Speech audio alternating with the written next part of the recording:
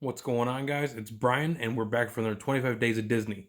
And today we're going to be talking about the 1998 movie, Mighty Joe Young.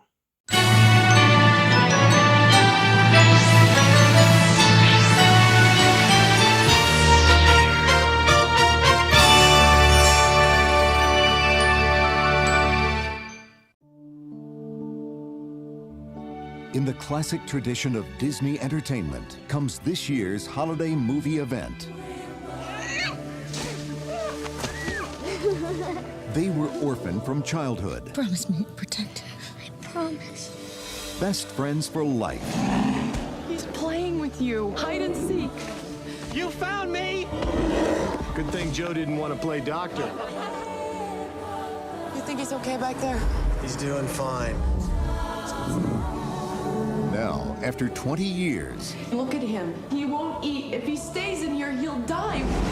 their greatest adventure is about to begin. Oh my God.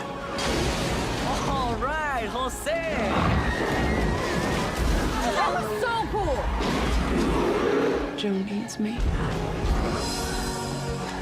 Once you meet him, you'll never forget Disney's Mighty Joe Young. Can you get him to put me down? Joe, drop him. The Mighty Joe Young from the 1949 is an instant classic. Last time I saw, it's a 95 on Rotten Tomatoes.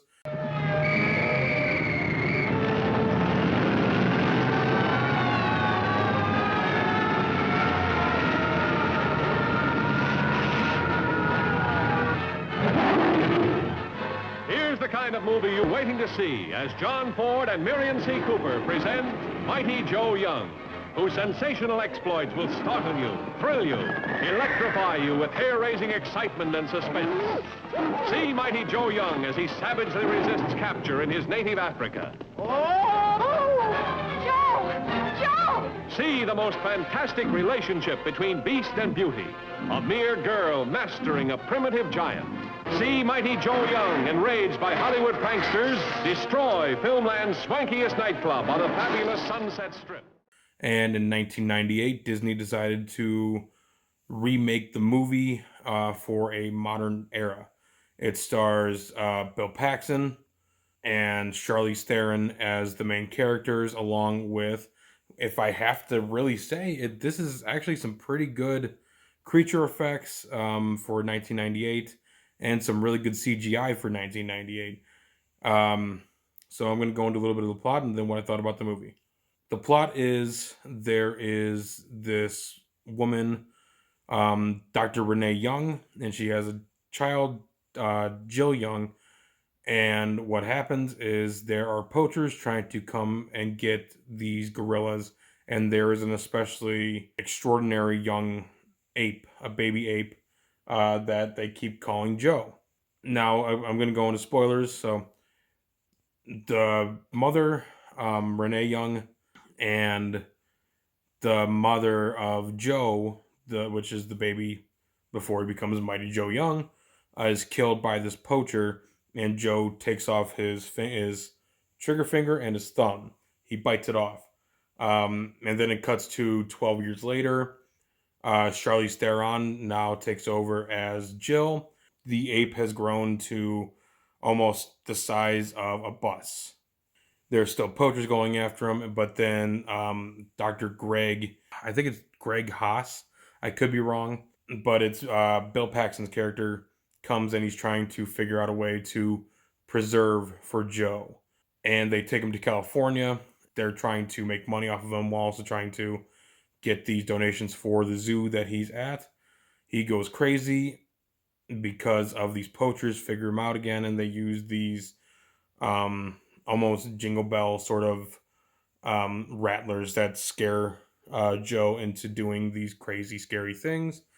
And then at the end, Joe is shown to be a hero once he escapes because he saves a little boy from on top of a Ferris wheel. Now I'm just going through the plot really quickly.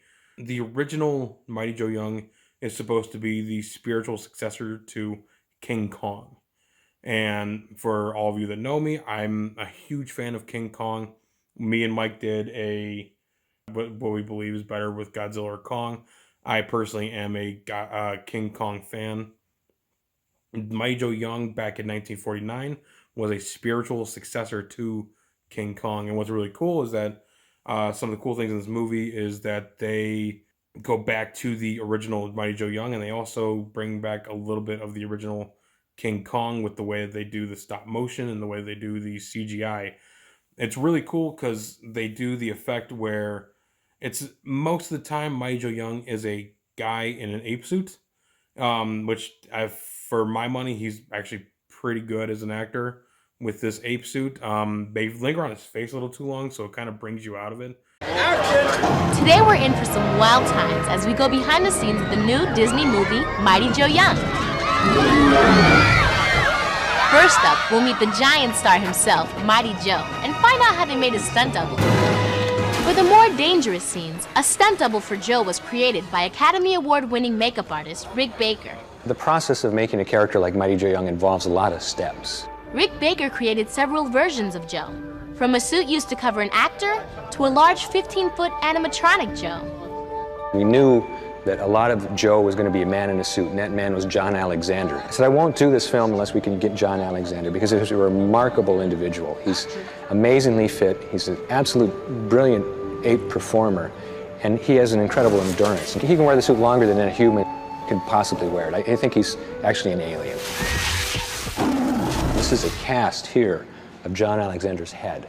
On this cast, we sculpted in clay a gorilla face. Knowing also that we were going to build a large, full-scale Mighty Joe Young, we had to do this first, because from this we scaled up this guy. We did it on a computer, actually. We had a laser that scanned this sculpture, and then the computer could carve a foam version that's 2.5 times larger. To operate 2-ton Big Joe, it takes 6 puppeteers and 11 technicians. This is a neck control. He's doing the body, and I'm doing the neck. I've got the eyes. It's got left, right, up and down, upper and lower lids, all on separate controls. And I have the eyebrows for sad, happy, and it's kind of a neutral position. This is our quadruped Joe. He stands in a quadruped position, which is a normal gorilla position. You can open his mouth, tongue works, as you can see in here. Close his mouth and move his lips around. His nose works. His eyes look all around, open and close and blink. Big Joe's coat took 8 hair knotters over 10 months to individually attach the hairs with crochet hooks. My interest in makeup started at about age 10, and I wasn't like other kids in the neighborhood. I really didn't want to play with cars. I wasn't into baseball, and I loved watching monster movies on TV, and I said, I'd really like to be the guy that did that kind of stuff. And I was always the kind of nerd kid in school. But it turns out, that I did all right, so it's okay to be a nerd kid. One of the problems with the Peter Jackson King Kong, and I love that movie, was that they showed Kong to have too much emotion. Like he was actually acting in the movie instead of just being an animal. Even though I love the way that Andy Serkis did Kong in that movie, it showed too much emotion. He wasn't just an animal. He was more of an actor. That's what they did with Joe in the 1998 movie. But what I did like is that they brought back the old technique where they will superimpose Joe into a scene by basically filming the scene with Joe and then by putting the actors in it afterwards. So they're looking up at Joe, but Joe's not actually there. The guy in the ape suit is gone, but when you put it together, you're seeing this bigger ape by my hand and this smaller man by this hand. And that's really cool. I've always loved that technique in filmmaking. They did it for the original King Kong, where they had the animatronic Kong head looking at Andero, and Andero was on the side of a cliff, but really the Kong head was about this close to the screen, while Ann was about this close, so that it made him look huge. Always loved that technique. This movie wasn't a slog to get through, but it was a little bit, there was parts of it where it was kind of boring. There's some parts of it where it seemed like Bill Paxton was kind of phoning it in, but it's hard with what he had to do, because it's kind of like how Michael Jordan in Space Jam, he wasn't the best actor, because he didn't have anything to look at when he was looking at Joe. He didn't have anything to look at when they were running through the woods. The best parts about this movie are the ending scenes where he's going through California. They're doing all the funny bits where he's climbing on the Hollywood sign. He climbs up on the Chinese theater in downtown LA. He's going into this carnival, and there's a shooting range where they're shooting these little gorilla targets, and Joe's just watching them do it, and he screams, and the guy runs away. And the ending comes where he saves a little boy from on top of a Ferris wheel. You think he's dead, but he's not, just like in the original, where he's trying to save orphan kids from a burning building. The poacher ends up trying to get him again. The poacher is killed. So this movie overall, like how last year we did George of the Jungle. George of the Jungle was extremely fun to watch, and it was fun to go through that again as a fan. I haven't seen Mighty Joe Young since I was a kid, and there's a reason why. I can't say this is a bad movie. I can't say it was a good movie. It's very minor, very basic. I will recommend watching this movie just because of the techniques they use to make Joe. They only use, and the cool thing is they don't use that much CGI. CGI was starting to become really big at this time because of Jurassic Park and Terminator 2, and how you can see how dinosaurs can be made to look real again, and how the Terminator to the T-1000 Terminator can go into this molten metal and then come back into being something else. They only use CGI a little bit in this movie, and it's mostly when he's trying to run across the highway or like swinging and stuff like that. So I would recommend checking it out. It's an interesting movie. It's not a great movie though. I will preface that, but the overall, I would probably say this is about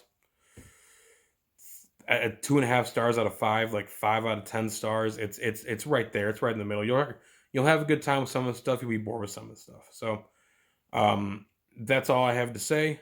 Make sure you stay tuned for another 25 Days of Disney coming tomorrow. Bye, guys.